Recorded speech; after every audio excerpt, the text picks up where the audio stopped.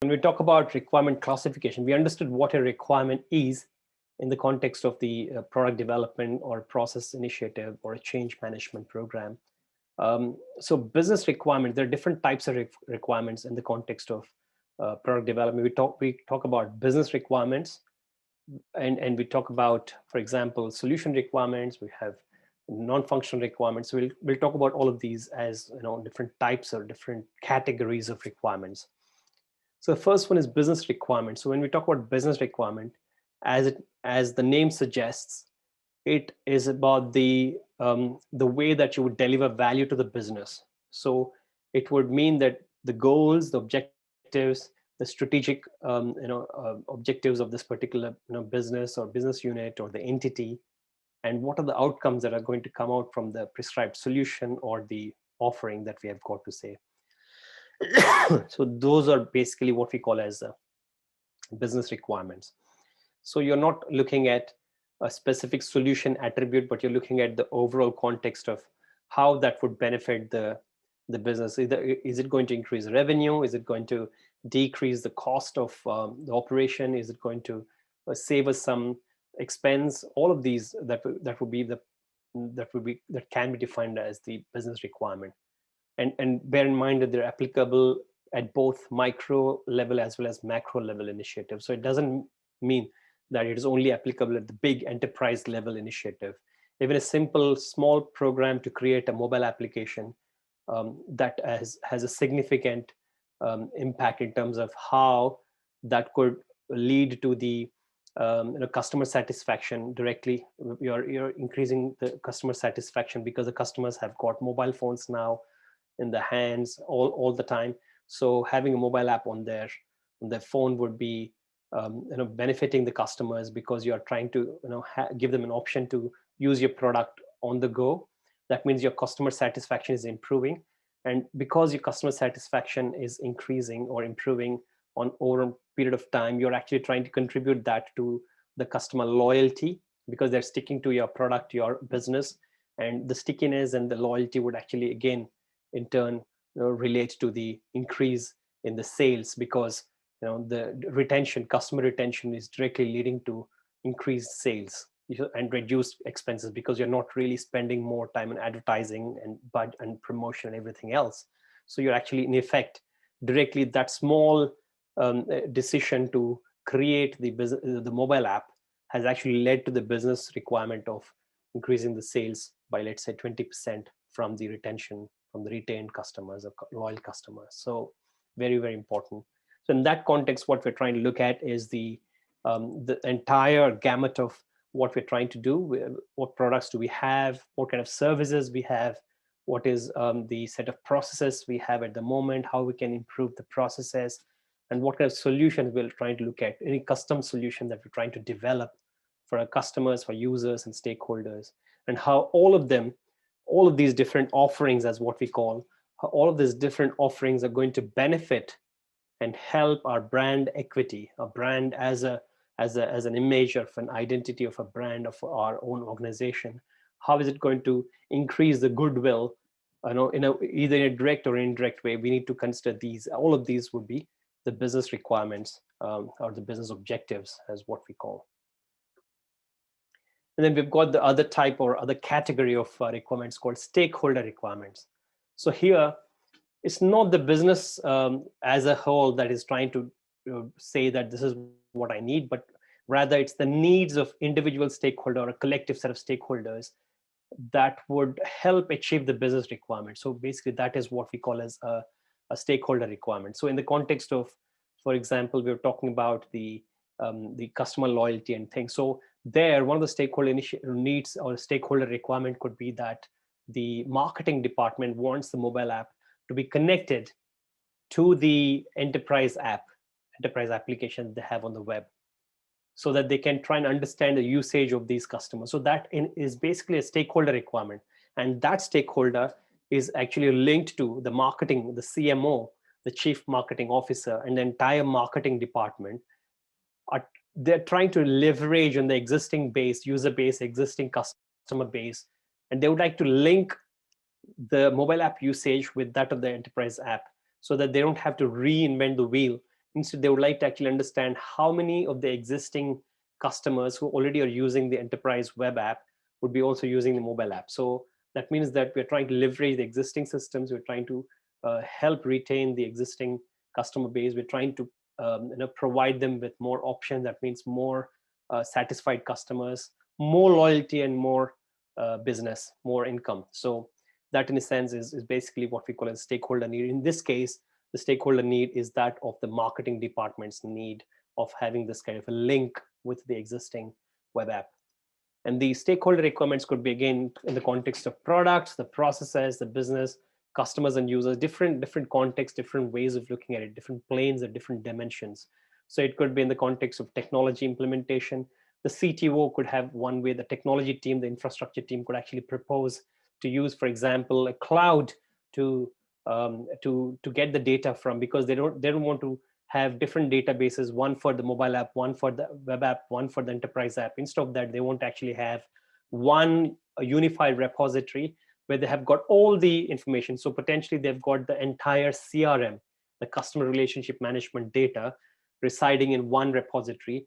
And then whoever is trying to create an app or an application would actually be referring to that same data. So you don't have to recreate the data, 100 different databases. So the technology team would have that kind of a stakeholder requirement there to have a single repository to be used. So that's the technology stakeholders requirements. We have already seen the marketing stakeholder. Similarly, for example, the product manager and product team would have another requirement to actually say that this mobile app needs to be aligned to the development of the web application, for example, right? So they want to have this kind of a release management.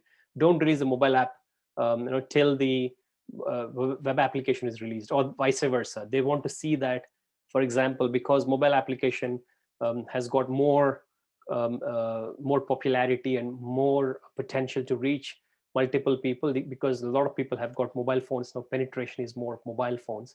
So they might actually say that, you know what, let's try and launch this mobile app first, and then we will talk about the web application later, because they won't actually follow the strategy of mobile first, because everybody is now thinking and working mobile first strategy. Let's launch this. So in terms of the release management of the products, the product management team might actually say that let's have this release of this one first and then the web app. So that's the product management stakeholder requirement. So that stakeholder is different, and their requirement is different from that of the technology, whose requirement is again different from that of the marketing. So each of these are different stakeholders and different needs and different goals. And then we also have another category called solution requirement, which means that here we are not talking about the business or the technology or the stakeholders, but here we're talking about the aspect, the characteristic of a solution that is required for us to meet the stakeholder requirement. So for example, when we talk about solution, it could be the product, CRM product, for example. If you say that we're building a customer relationship management repository, which is going to be one central repository that is going to be used across all the teams, all the different solutions, all the applications. They're going to use the same data about our customers, which is centrally stored in one place. If you're going to develop this solution, if you're going to propose this solution as the project that we're going to work on, then that CRM product will have different types of requirements and different needs. So essentially the functional or the capabilities, and the non-functional or the conditions. So functional capabilities are basically those that would contribute directly to the CRUD use case. We were talking about CRUD, right? The create, read, update, delete. So those functionality, you should be able to create a customer, add a new customer. You should be able to edit an existing customer. You should be able to update the existing customer's address. You should be able to delete a customer who is no longer a customer with us, who is no longer doing a business with us for the last 3 years. So then you can safely delete that customer, because we're not really, or you can mark that customer as old or no longer active or inactive customer. Then we can try and bring it back into the customer fold by actually giving them more and more mails and more opportunities for them to do business with us.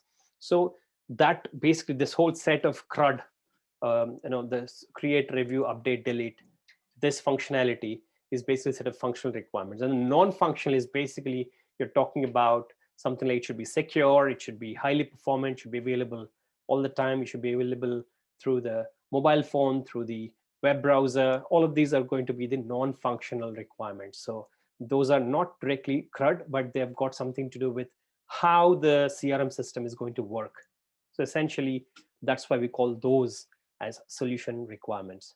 So requirements which are essentially the solutions perspective, from that of the perspective of the solution, which have got to do with how the solution would work, and then what makes the solution work. So those two would qualify that as the solution requirements. And then the transition requirements. So we have seen three types of requirements so far, three categories of types. First one is we've had a look at the business requirements. And then from the business requirement, we looked at the stakeholder requirements. Then we had a look at the solution requirements, which is about the functional and the non-functional aspects of the solution. And then the fourth type is basically the transition requirement. So essentially, this set of requirements would actually help you go from the solution to the implementation in terms of the conditions a solution or a change must meet that are temporary. So essentially the delivery, if you want to help deliver something or deploy a solution into the customers' mobile phones, into the customers' browsers, or if you want to deploy that into a server, so all of this, a cloud, all of that would be the temporary. So these are transition requirements, means essentially you need to do these so that your solution would be reaching the hands and would be able to work in the context of the customers or the users' environment. So their devices, they should be able to use them. So what will you do to be able to, for example, get this customer relationship management system, the CRM system that we are developing? If you want to let it be deployed into our own system, into our own cloud infrastructure, then the salespeople can use it while they're on the field. They can actually use the mobile phone to be able to access the customer's data because it's connected to the same repository of data, as well as the marketing people within the organization sitting on the desks, they can use it, as well as, for example, the customers themselves, when they're trying to log into the system, into our system, they can actually change their address or add another site or add a new address that of their branch office. They'll be able to do us. That's what we call as self-service, right? Self-service application. So the self-service application is also available for our customers, so they don't have to call our marketing people or the key account management persons to ask to make them change one email address or add another person or change the contact person. These are the things that they should be able to do themselves. That's why we have this self-service applications. So that's another transition. So all of these would be so if you want to make sure that these are the requirements that could be delivered, then you need to upload this CRM system into a cloud so that all of the people, whether they're internal or external, whether they're at the desks or whether they're using mobile phones outside on the field, they should be able to use it, right? So the deployment aspect of it is what is called a transition requirement. So the ability to deploy it into the cloud infrastructure is a transition requirement. Similarly, the training that you would need to give to the end users, the salespeople, the marketing, because they're not, obviously, you're not expecting all the people to be technically very smart and savvy. You need to be able to give them some training initially to help them understand how to use the system, where to find it, how to deploy it, how to download the application from the store, how to install it. Once installed, how to register themselves to that. Once registered, what should be done as a first step to change the password, and then from there on, how to find the customers, how they can add a new customer, how they can find the address of an existing customer, how can they add a new branch of the existing customer, blah, blah, blah, all of these different tasks. So those people need to be given the training, and that again could be one significant set of transition requirements that we can consider. So that's basically another category of requirement.